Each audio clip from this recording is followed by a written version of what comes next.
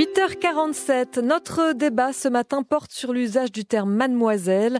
La Fédération Wallonie-Bruxelles demande à l'administration de ne plus employer ce terme. Alors on précise, contrairement à ce qu'on a laissé entendre parfois ce matin, que c'est une recommandation et pas encore une décision. En tout cas, employer le terme de mademoiselle, arrêter de l'employer, est-ce une bonne idée? Nous en discutons avec Anne Dister. Bonjour. Oui, bonjour. Vous êtes professeure de linguistique à l'Université de Saint-Louis. Alors, beaucoup d'auditeurs se sont exprimés ce matin. Voici quelques-unes des réactions. On écoute Thierry de Charleroi, Paul de Scarbeck et Gisèle de Hanu.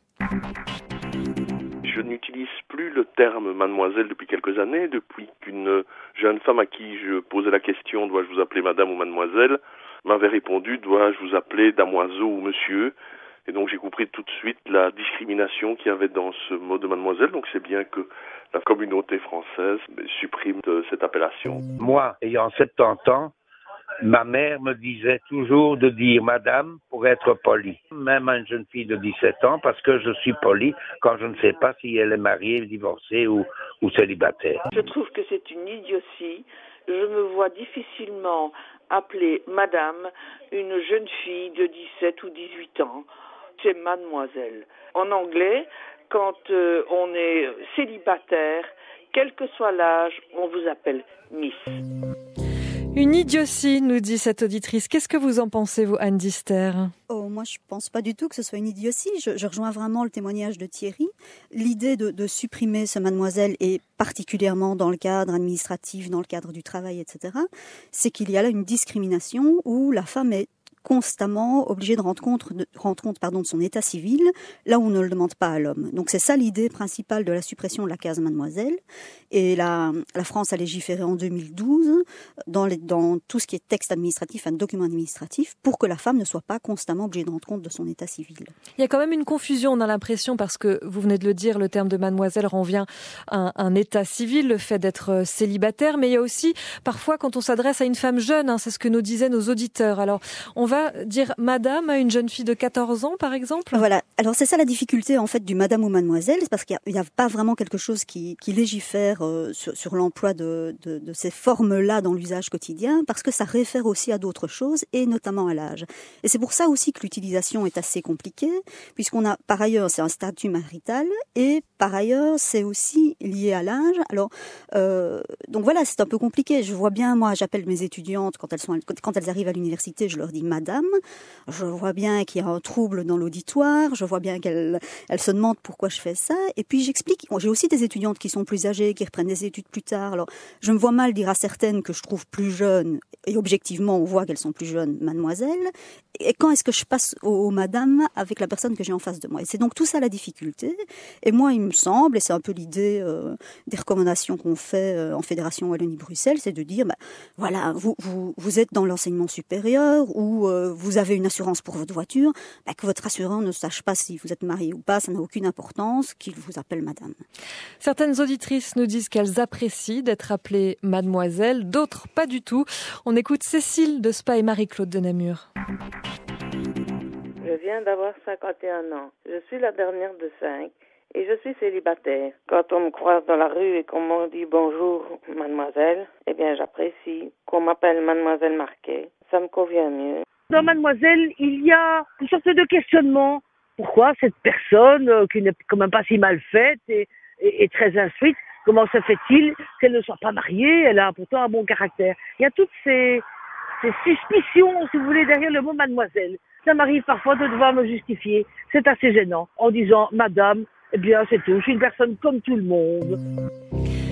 Un auditeur aussi nous dit que utiliser le terme de mademoiselle avait du sens il y a 50 ans, mais aujourd'hui les mentalités ont évolué, puis tout simplement la société, on peut être en couple depuis des années sans être marié. Alors le langage, l'évolution du langage doit coller à cette évolution sociale ? Oui, c'est un peu ça l'idée aussi. Vous savez, de toute façon, le langage, il évolue madame ou mademoiselle jusqu'à la fin du 19e siècle.